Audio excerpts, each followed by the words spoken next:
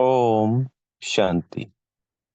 आज 16 अप्रैल 2024 के महावाक्यों के मनन चिंतन में प्यारे मीठे बाप दादा ने कहा कि मीठे बच्चे, सतो प्रधान बनने के लिए बाबा को बड़े प्रेम से याद करना है। याद सभी करते हैं, पर उसमें भी फर्क है। जितना प्रेम से याद करेंगे उतने ही बाबा की अनुभूति होगी, हमारे विकर्म विनाश होंगे। प्रेम से याद करने के लिए स्वयं को आत्मा समझना जरूरी है। देह समझते हुए उस निराकार को याद करेंगे तो वो प्रेम नहीं होगा, क्योंकि देह में मोह होता है। जब हम आत्मा आत्मी स्थिति में स्थित होते हैं तो हमारा प्रेम रूपी गुण जागृत हो जाता है, और वो प्रेम प्रेम को खींचता है। शिव परमात्मा जो निराकार है, प्रेम के सागर है,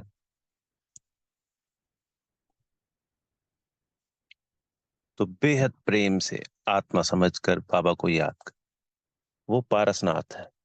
पारस जो लोहे को टच करते ही हीरा बना देता है, तो पारसनाथ शिव बाबा हम लोहे रूपी आत्माओं को पुरुषोत्तम संगम युग पे टच करते हैं, और हम क्या बन जाते हैं? सोना, गोल्ड, और सतयुग में पहुंच जाते हैं। इस पुरुषोत्तम संगम युग पर हम हीरा बन जाते हैं, क्योंकि बाबा हमारे साथ है।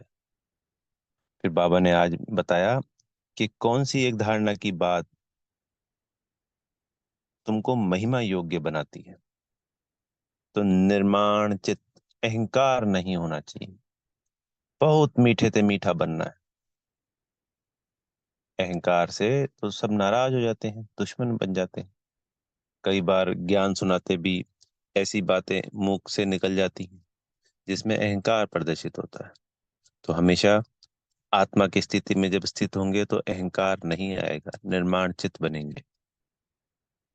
देह भान का ही अहंकार आता है, और ज्ञान का या किसी भी चीज का अहंकार करना ही नहीं। सब कुछ किसका है? बाबा का है।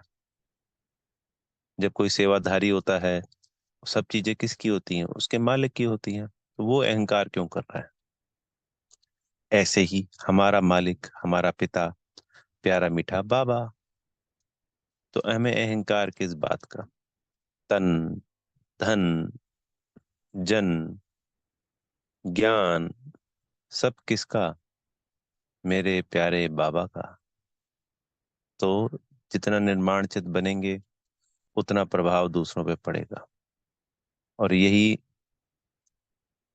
धारणा हमारे को महिमा योग्य बनाती है। इसी में बाबा ने बताया कि पवित्रता की बात से ही हम ऊंच और नीच बनते हैं। इसका छोटे से दो एग्जाम्पल लेते हैं।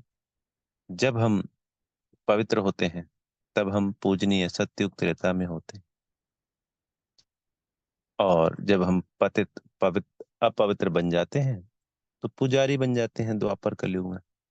ऐसे ही कन्या जब कुंवारी होती है तो सब उसके पैर पूजते हैं, और जैसे ही शादी होती है तो अगले दिन वही सबके पैर छूने लग जाती है। कितनी तेजी से पवित्रता और अपवित्रता का ऊंच नीच क्लियर हो जाता है। फिर बाबा ने आज शास्त्रों की बात उठाई, जिसमें बताए बाबा ने अनेकों अनेक चित्र हैं, जिसमें मुख्य चित्र विष्णु जी को लेके बाबा ने आज समझाया कि इसके बारे में कोई नहीं जानता। लक्ष्मी और नारायण के कंबाइंड स्वरूप को ही विष्णु कहा जाता है।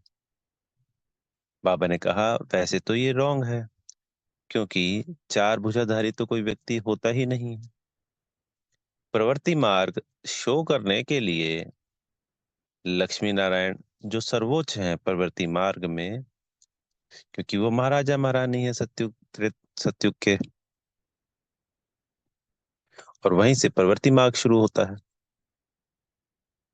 तो उनका एक कंबाइंड स्वरूप दिखाया, जिसको विष्णु चतुर्भुज कहते हैं। बाबा ने कहा कि चाहे लक्ष्मी नारायण का मंदिर हो अलग अलग, तब भी उसको विष्णु का मंदिर कह सकते हैं, और कहीं विष्णु का भी है तो भी वो लक्ष्मी नारायण का कहलाएगा। अनेकों अनेक पॉइंट के द्वारा लक्ष्मी नारायण के चित्र को क्लियर किया। क्योंकि भक्ति में तो अनेकों अनेक चित्र बना दिए हैं और उनका बारे में अनेकों अनेक कथाएं प्रचलित कर दी गई हैं, अनेक अनेक भ्रांतियां हैं। तबकि ज्ञान की दीति से सब कुछ ही अलग है। वो सब कुछ बाबा ने क्लियर किया अभी पुरुषोत्तम संगम युग पे। सारे शास्त्रों का ज्ञान बाबा हर पॉइंट टू पॉइंट अलग अलग बताते हैं।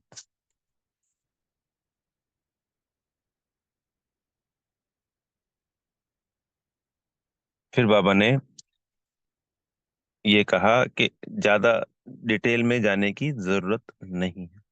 सबको बताना है कि परमात्मा कौन है। आत्मा और परमात्मा का ज्ञान देना होता है। और फिर स्वयं को आत्मा समझ जब परमात्मा को याद करेंगे तो हर प्रश्न का आंसर आपे ही मिल जाएगा जल्दी से जल्दी।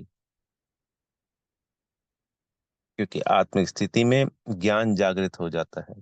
प्रेम, सुख, आनंद, पवित्रता, सारे गुण जागृत हो जाते हैं। बाबा से रिसीविंग शुरू हो जाती है। तो हर पॉइंट क्लियर हो जाता है।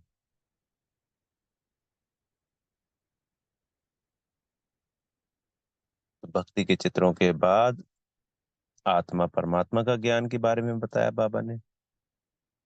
और फिर वरदान में आज बाबा ने क्लियर किया कि जो बीती है वो तो बीत रही है, पर उसको यादगार बनाइए पास विद ऑनर के साथ। कि जो समय है और दृश्य है सब पास हो जाएंगे, पर पास विद ऑनर बनकर हर संकल्प और समय को पास करो। यानी जो बीत रहा है उसको एम ही ना बीतने दो। फ्यूचर में जाके जब हम इस बीती को याद करें, स्मृति में लाएं, तो वाह वाह के गीत हों, वाह वाह के बोल निकले सबके दिल से, स्वयं के दिल से। और फिर जब दूसरी अन्य आत्माएं उस बीती हुई हमारी स्टोरी को सुने, जिसमें हमने हर संकल्प और समय को श्रेष्ठ विधि से बिताया था, बाबा की श्रीमत के अनुसार बिताया था, तो उनके लिए वो अनुभव बने। तो ऐसे ही बीती को बीती नहीं होने देना है। हर समय बीता हुआ है, जो आने वाला है वो भी बीता हुआ है, क्योंकि जो आने वाला है वो पिछले कल्प बीत चुका है। पर हमें हमारा हर संकल्प और कर्म श्रेष्ठ से श्रेष्ठ करना है बाबा की श्रीमत के अनुसार, ताकि हम उसमें पास विद ऑनर बन सकें। अगर एम ही पास कर दिया तो फिर तो पास विद ऑनर नहीं बन पाएंगे और दूसरों के लिए अनुभव नहीं हो पाएगा।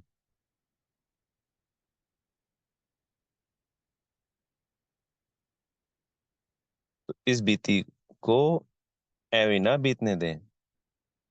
श्रेष्ठ से श्रेष्ठ विधि के अनुसार